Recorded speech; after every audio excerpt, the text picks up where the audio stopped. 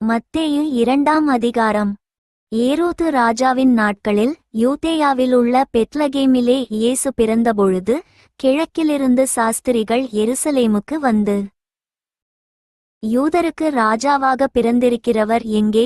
கிழக்கிலே அவருடைய நட்சத்திரத்தைக் கண்டு அவரை பணிந்து கொள்ள வந்தோம் என்றார்கள். ஏரோது ராஜா அதைக் கேட்டபொழுது அவனும் அவனோடு கூட எருசலேம் நகரத்தார் அனைவரும் கலங்கினார்கள். அவன் பிரதான ஆசாரியர் ஜனத்தின் வேதபாரகர் எல்லாரையும் கூடி வரச்செய்து, கிறிஸ்துவானவர் எங்கே பிறப்பார் என்று அவர்களிடத்தில் விசாரித்தான். அதற்கு அவர்கள், யூதேயாவிலுள்ள பெத்லகேமிலே பிறப்பார். அதேனென்றால், யூதேயா தேசத்திலுள்ள பெத்லகேமே, யூதாவின் பிரபுக்களில் நீ சிறியதல்ல, என் ஜனமாகிய இஸ்ரவேலை ஆளும் பிரபு உன்னிடத்தில் இருந்து புறப்படுவார் என்று தீர்க்கதரிசியினால் எழுதப்பட்டிருக்கிறது என்றார்கள். அப்பொழுது ஏரோது சாஸ்திரிகளை இரகசியமாய் அழைத்து நட்சத்திரம் காணப்பட்ட காலத்தை குறித்து அவர்களிடத்தில் திட்டமாய் விசாரித்து, நீங்கள் போய் பிள்ளையை குறித்து திட்டமாய் விசாரியுங்கள், நீங்கள் அதை கண்டபின்பு நானும் வந்து அதை பணிந்து கொள்ளும்படி எனக்கு அறிவியுங்கள் என்று சொல்லி அவர்களை பெத்லகேமுக்கு அனுப்பினான். ராஜா சொன்னதை அவர்கள் கேட்டு போகையில், இதோ அவர்கள் கிழக்கிலே கண்ட நட்சத்திரம் பிள்ளை இருந்த ஸ்தலத்திற்கு மேல் வந்து நிற்கும் வரைக்கும் அவர்களுக்கு முன் சென்றது. அவர்கள் அந்த நட்சத்திரத்தை கண்டபோது மிகுந்த ஆனந்த சந்தோஷமடைந்தார்கள். அவர்கள் அந்த வீட்டுக்குள் பிரவேசித்து பிள்ளையையும் அதின் தாயாகிய மரியாளையும் கண்டு சாஷ்டாங்கமாய் விழுந்து அதை பணிந்து கொண்டு தங்கள் பொக்கிஷங்களை திறந்து பொன்னையும் தூபவர்க்கத்தையும் வெள்ளைப்போளத்தையும் அதற்கு காணிக்கையாக வைத்தார்கள்.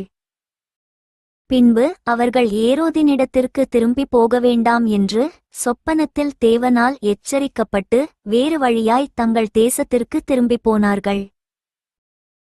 அவர்கள் போன பின்பு கர்த்தருடைய தூதன் சொப்பனத்தில் யோசேப்புக்கு காணப்பட்டு, ஏரோது பிள்ளையை கொலை செய்ய தேடுவான், ஆதலால் நீ எழுந்து பிள்ளையையும் அதின் தாயையும் கூட்டிக் கொண்டு எகிப்துக்கு ஓடிப்போய் நான் உனக்கு சொல்லும் வரைக்கும் அங்கேயே இரு என்றான்.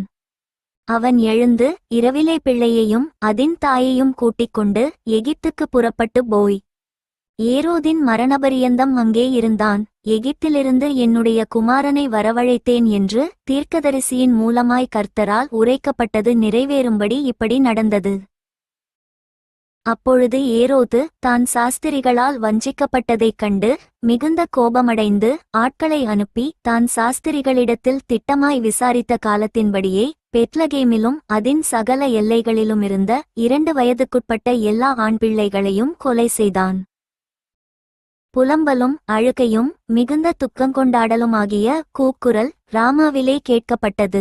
ராகேல் தன் பிள்ளைகளுக்காக அழுது அவைகள் இல்லாதபடியால் ஆறுதலடையாதிருக்கிறாள் என்று எரேமியா தீர்க்கதரிசியினால் உரைக்கப்பட்டது அப்பொழுது நிறைவேறிற்று.